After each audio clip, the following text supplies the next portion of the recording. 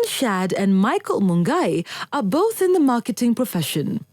The two lovebirds met at a farewell party, and the rest is history.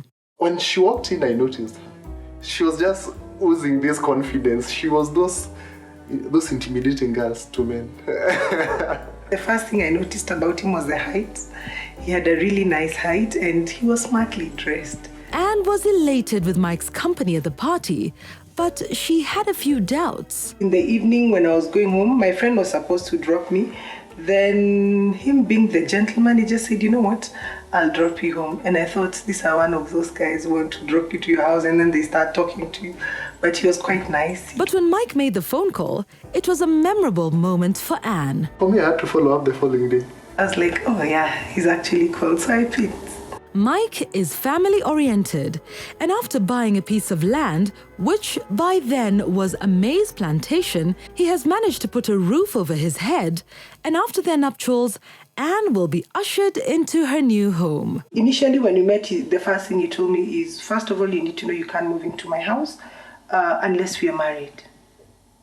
So we have to get married for you to move into my house. Anne and Mike's relationship has not been a bed of roses. We had broken up for 10 days. By the time we were breaking up, I was at that point because our relationship was about 1 year, 6 months, and I was thinking, this dude is supposed to propose by now. How comes it's not happening? And there are no signs. And I just thought to myself, you know what, I don't want to waste my time. I'm about to turn 30, and I think it's high time we broke up. Anne realized she was expectant after the proposal, and giving the information to Mike did not take him by surprise. And in fact, he was convinced that Anne was the woman he would like to spend the rest of his life with. However, he believes in marriage and would not share an abode before wedlock. At that point, the first thing that rang into my mind was not even about the baby. I thought, this is not the plan we had. How is Mike going to take this? For me, I have a policy. If you can't change something, there's no need of that thing stressing you. You just see how to go around it or how to live with it. Mike had already set an October date for their wedding. But with the baby on the way, they are forced to fast-track the wedding plans and change a few wedding elements. Most of the times you get the woman is the one who pushes for her marriage. She pushes for the day she wants to get married and exactly what she wants for her marriage. But Mike is different. He set the date for April. So the wedding has to come before the baby. The gown had to change. Even the shoes, I may have to wear a sandal in case my feet swells. Anne and Mike are on with their wedding preparations. They wish to have their wedding in the wild, but their idea is shunned due to logistics. He comes from Nanyuki, and the dad said the issues with logistics would be a problem for guys to go up there and come back.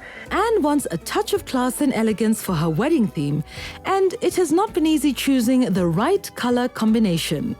But thanks to the Samantha's Bridal Wedding Members Business Academy, where she had enrolled as a student. One time we were in class and Catherine was teaching us about the color coding, and there was this particular color. It was navy blue, white and red that was on a setup at the Samantha Expo. I really loved the color. It was different, and Mike loves blue, so I thought navy blue would work for him, white would be neutral for all of us, and because I love red, then have the red.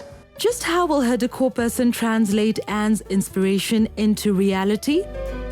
It is customary in Anne's culture to get married in her mother church, but since she is expectant, the church refused to conduct the wedding ceremony and she is forced to get a plan B. The church I'm a member to, they do not marry you when you're pregnant. His church allowed, where he's a member is in Thika, so definitely the plans changed completely. You find a lot of people judging you, a lot of people giving comments here and there, but at the end of the day, they say folk gonna talk until the day they die. People will talk. Even when they come to the wedding, they will talk about something. People will find something to talk about.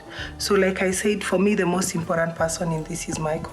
You'll find people saying, why is she, like I had a friend who asked me, you haven't moved in, but you're pregnant. Why haven't you moved in?